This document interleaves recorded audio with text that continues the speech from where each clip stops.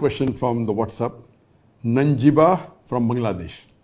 If someone promises to Allah that he will not commit such and such a sin, he did that, and he makes an unreal promise to Allah which he cannot keep, what should he do?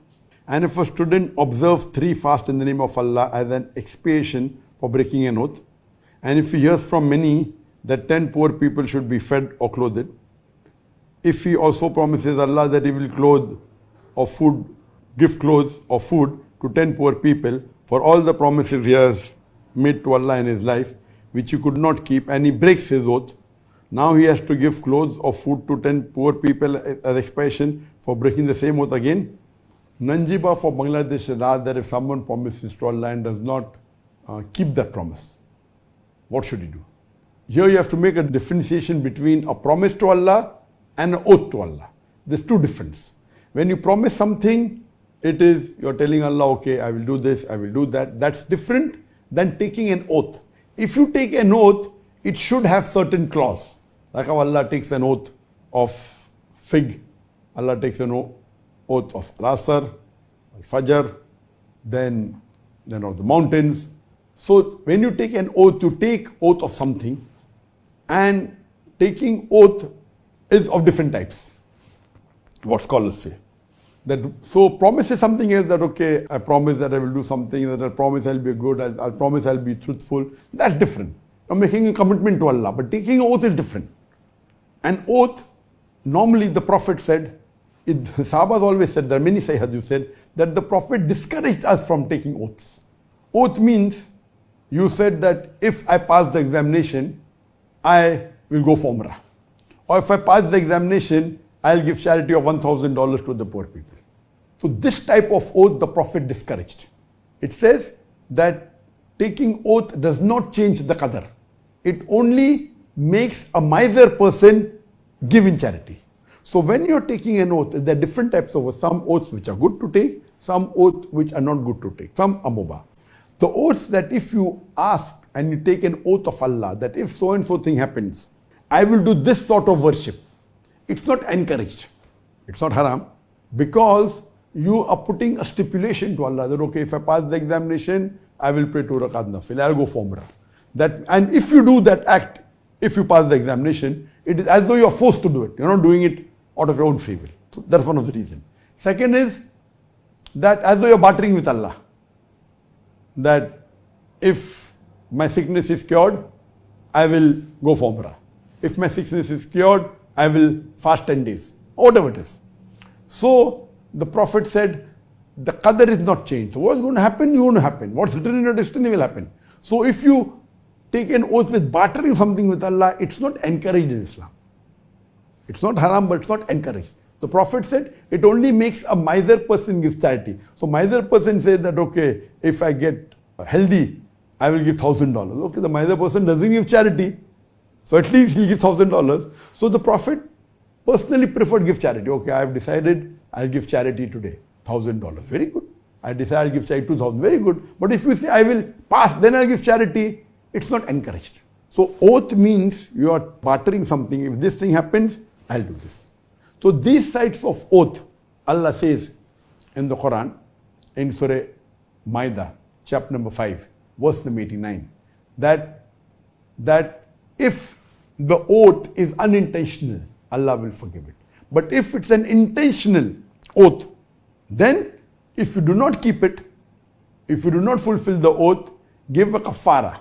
Kafara means give kafara, give expiation of feeding 10 poor people, miskin people, and feed them the same way how you feed your family.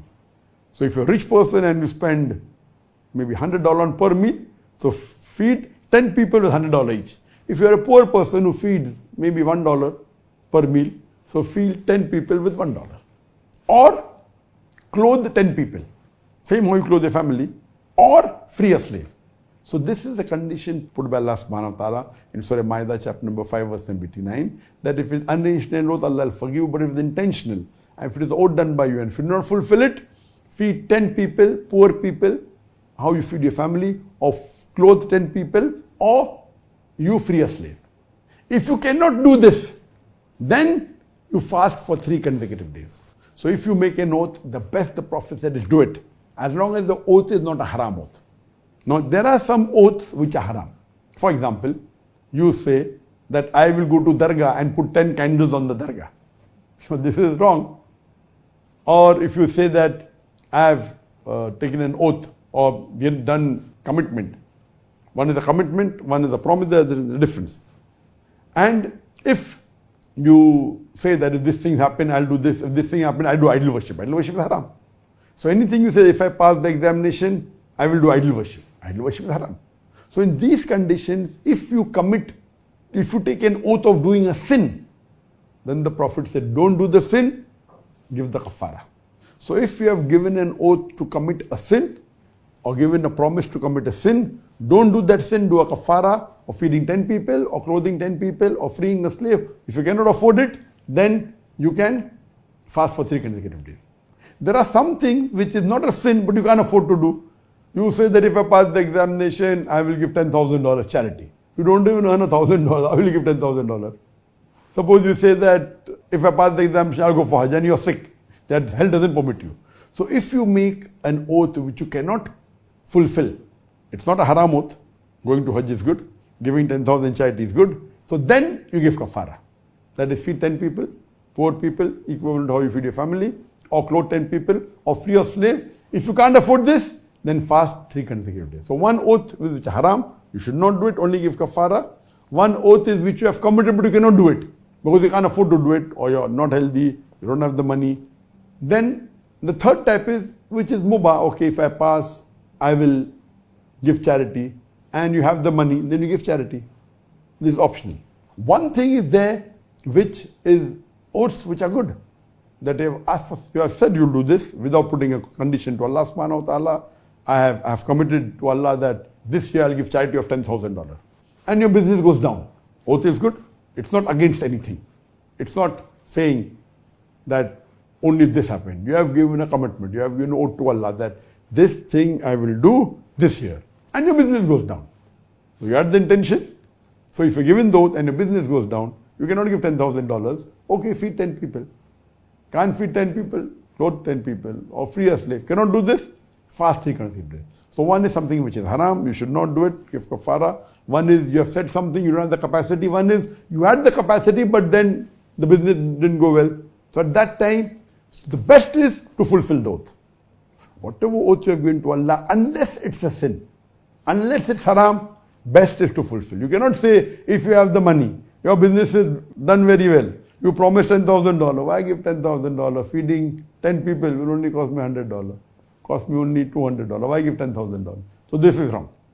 The Prophet said, if your business is done well, if you have given oath, fulfill the oath first. If you cannot, then the kafara is there. Or if it's a oath which is committing a sin. So you have to differentiate between this. So based on all this, the answer is very clear cut, that if you promise something, if it's not a sin, you have to do it. And then again, the questioner has asked that he has made many promises, he hasn't fulfilled. For each promise he hasn't fulfilled, he has to either feed 10 people, or he has to, each oath that he has taken, if he doesn't fulfill, either feed 10 people, or clothe 10 people, or free a slave, or 3 consecutive days. So then if he says, okay, I will feed 10 people, or clothe 10 people, or fast 3 consecutive, and he doesn't do this also. So if he has not done 10 oaths he hasn't kept, and this 11th one, so he has to give 11 times to 10 people. You can't say only once is sufficient, no. If he cannot afford it, at least he should fast for each oath 3 days. So if 10 oaths he has taken, and he has not fulfilled it, then he has to fast 10 into 3, 30, 3 consecutive days. If you want to take a gap, again 3 consecutive days. And the last one which he did not fulfill, again he has to fast another 3 days for that. So for every oath that or commitment you have given to Allah subhanahu wa ta'ala, there's a difference. You should understand that I will not do a sin. You're telling Allah, that's different than doing an oath and a commitment. So both are different. So if you have given an oath and a commitment, then you have to fulfill. Can't fulfill, then is the kafara. Hope that answers the question.